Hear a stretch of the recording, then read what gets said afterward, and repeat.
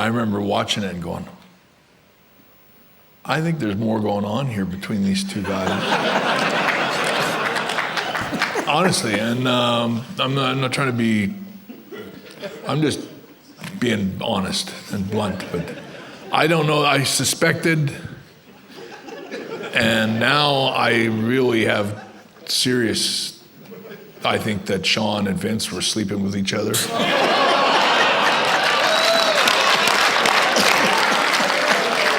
I honestly, I'm just telling you, I think I'm very close to the truth here. Shawn and Vince were lovers, and that's why I'm being dead honest, and I'm telling you. We all know what the H stands for. I just, when I look back, it's like, I got caught between two lovers. And I got shafted and screwed over. That's a bad choice of words. I got shafted. And Shawn was so envious and jealous of my position that he finally had to sleep with Vince to get it. And I tell you, I say all this with absolute, I would say it to Shawn if he was right here. I would actually like to have Shawn come clean and say, look, we were lovers. Because I'm sure they were. I have an absolute 100%. If I saw either Vince or Shawn here, I would say I think you guys were lovers. Shawn and Vince were lovers. Okay, now obviously I guess you weren't looking through a keyhole or anything, Stevie, but was this a rumour when you were in the WWF at the time, like so many others? Yes. Yeah, I mean, not anything that was so prevalent where people brought it up, but it came up once in a while as far as a part of urban legend, I guess. With that, there is a shoot interview that precedes this one, too, as a matter of fact. I was reminded by Vince Russo yesterday when we were recording. The more recent one was King Kong Bundy saying the same exact thing. Then if you go way back, the Road Warriors did a shoot interview, and I think that video is still up on YouTube, where actually the Bundy interview was Vince Russo interviewing King Kong Bundy. Excuse me. But the Road Warrior one was from way back. I think it's our video one. And that's where Hawk said that Vince and Shawn had a C&B contract, if you know what I mean. What were your thoughts on? What are your memories of Shawn being gay with Vince? My memory, I have no memories of that. I'm doing the RF video. Yeah. I'm doing the RF video. So I just really, when I see that, first and foremost, it's just like, is there any kind of, I think the most important question to ask is, because we're analyzing this and just kind of looking at it for what it is there going to be any kind of defamation lawsuit with this, any kind of legal stuff from Vince, from Shawn, from both, from WWE? I mean, he still has some ties, even when the eye roll with Triple H, them taking his chair away at SummerSlam or not offering him a seat. Was it SummerSlam or a convention? No, it's SummerSlam. Yeah. So with all this, there's still somewhat of a tie-in between WWE, which Shawn works for NXT right now, and he's Triple H's closest friend. Then you have Bret saying this after the eye roll and everything from SummerSlam. Could this be where WWE cuts ties with him? Or, like I said in the initial question, is this a lawsuit waiting to happen? But I look at this and it's just like, for anybody out there too that is so naive to think there's no casting couch in professional wrestling, or that the casting couch only works male to female. Hey, yesterday the guys joked with me and said, did you and Vince ever have anything? I was like, if I did that and that's the push I ended up with, man, I got the, pun intended, short end of the stick, didn't I? What a rib on me. No, I did not. But there is, if anybody thinks, you're going to have a quote from Scott Hall in a few seconds or a minute, but if anybody thinks that Vince is not a weird maniac, like he had some kind of proclivity to put me in a wig, put me in a dress, and they pulled granny panties out of a suit jacket like he carried it everywhere he went. He showed these kinds of things and probably 100 others that are a part of all those NDAs. This is the part where he had the fecophilia as well, right? He had a fetish for that. So the thing with Vince is just a weird dude, allegedly. Allegedly. for what it's worth, Chael Sonnen also claimed he'd heard it. This is the guy who claims that he's in the business and never had a wrestling match as well. But he said that, like, he heard 11 people slept with Vince and 8 of them were women. I just had to throw that quote out there. But, I mean, it's not even the fact that is Vince gay or not, or bi or not. It's just that, like, these rumors have been going around, and I think everyone for decades will have just chalked it clearly up to jealousy. But because Vince, once again, all these proclivities and the non-disclosure agreements, and that weird story with Scott Hall that we'll get into in a minute as well, now I think people are thinking, it's not impossible. Well, if we focus on Vince a little bit here, there is that Playboy interview a long, long time ago where he talked about his upbringing and certain kinds of abuse growing up. I mean, he was definitely somebody that had some trauma as a child. And he was passed around. Flex went to military school and everything. That's what he called himself, Flex, back then. So, yeah, you got to get a shot at James off that reaction, Chris. But you got to think that Vince, and then getting into the carny world of pro wrestling, and then not having any checks and balances, morality-wise, and everybody is surrounding yourself by yes men, and you can do no wrong. And we see that growing and growing and growing as time went on with Vince. My question is now in 2025, and then we can go to the quotes, and I'll probably repeat this question. Does it really matter now? Should it really matter now? Should anybody even care? Do you know what? I think it's because some people are looking for answers, or I think it's because some people are looking for a reason why Shawn was favoured more than others. Because I guess Shawn, and I know you'll know this from personal experience, Shawn was a complete nightmare. And maybe not in the 90s, you'll know this, although in the early 2000s when he was like really deep into drugs, that's a problem as well. But in the 90s, the story we constantly get is that he was a nightmare to work with as far as who he wanted to work with, and, you know, always politicking for himself and surrounding himself with Shane friends Douglas to is get, a pure example, probably the best Yeah. example of how Shawn can destroy a career. I'm glad you mentioned Shane, because this isn't to do with Shawn, it's to do with Pat Patterson.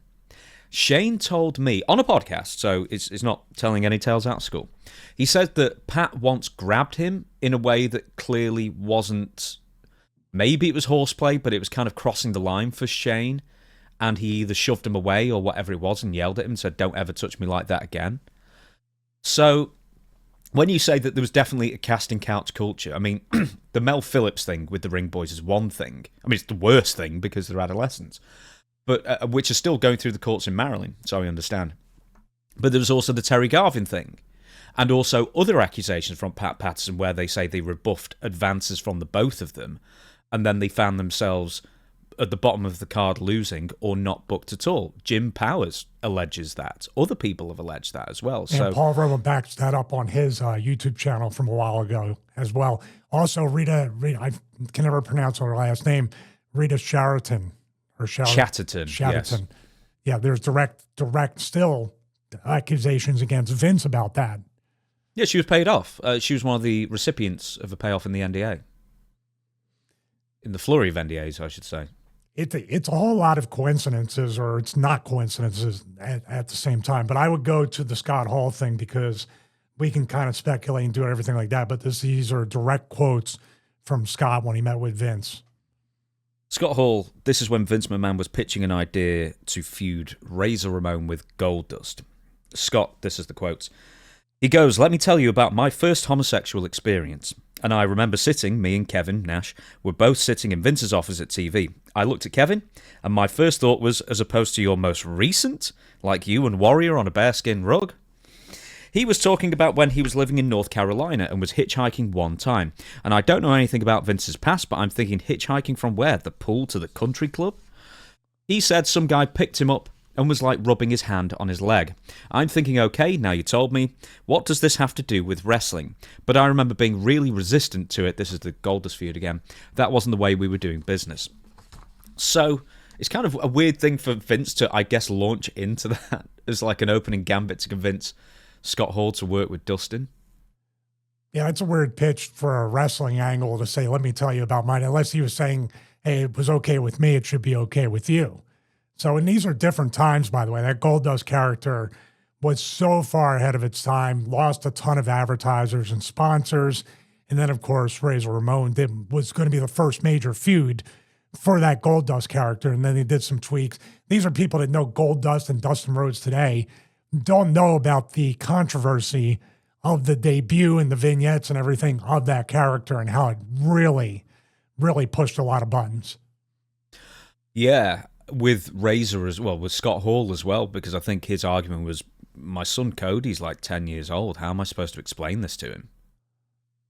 And really, it was a very family-friendly product. Yeah, it's a very excellent question. You can accuse the Click and Scott or anybody of just trying to hold talent down and keep them back, which Shane Douglas, once again, and other people, Bam Bam Bigelow, people that have accused them of doing that. But in this case, he has a viable, I guess, objection to it or question, at least, to say, you know, I have a family, I have a kid, I have a son. How are we gonna translate this when I go home and he's watching me on TV, having some dude rub my, because Goldust would do the thing to go behind with the waist lock, rub the chest, and do all that stuff.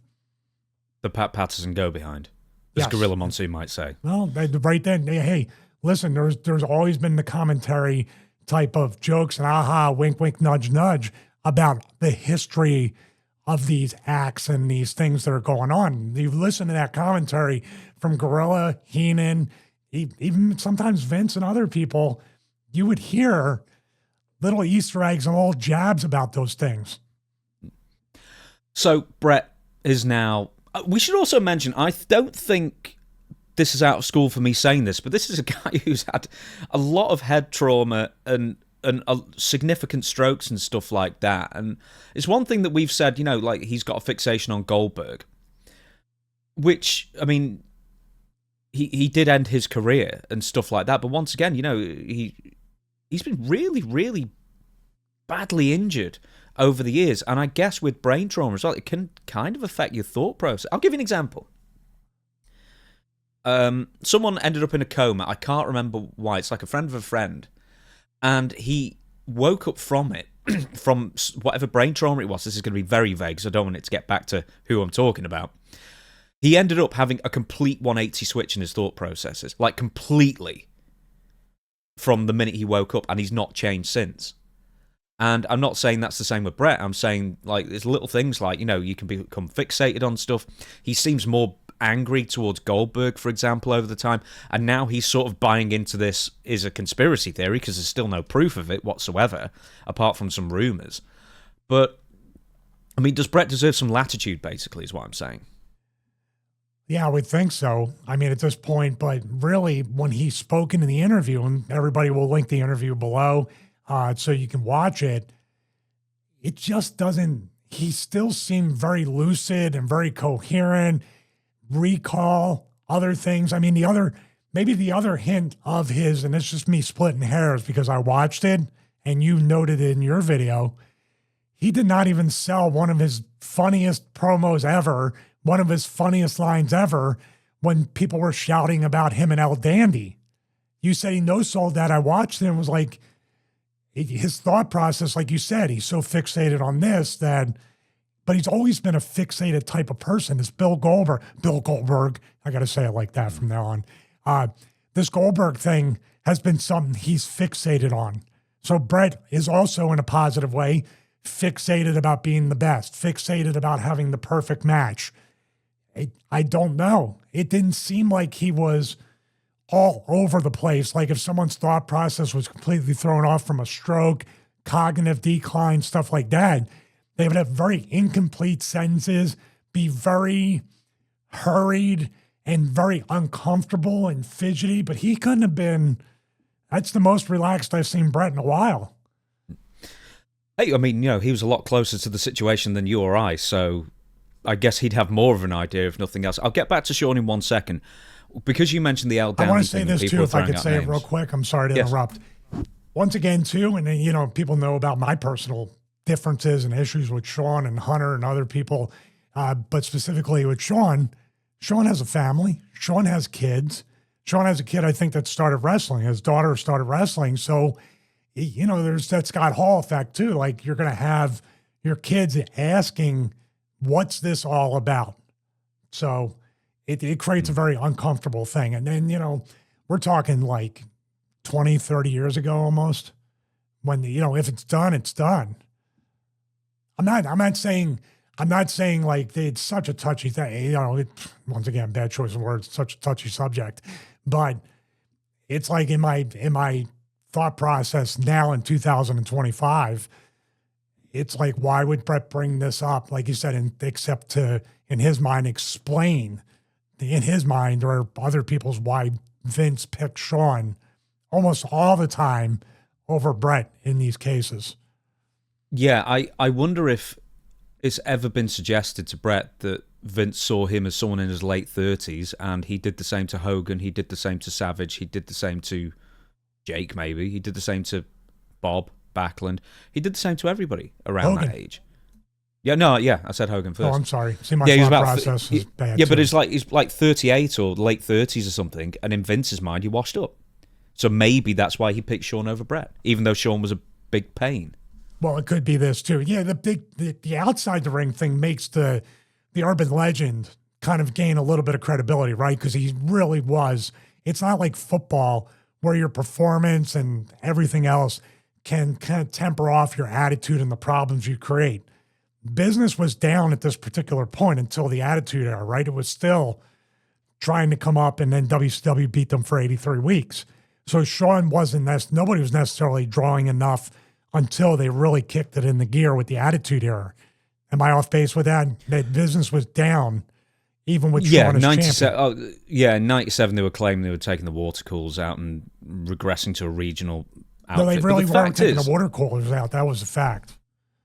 Here's the thing. Here's the fact of the matter, is that before Bret left, business had started going up significantly before Bret had left. And then they had the amount of money to pay Mike Tyson. Which I know we talked about this before, but it just sounds like, buddy, Vince made up his mind.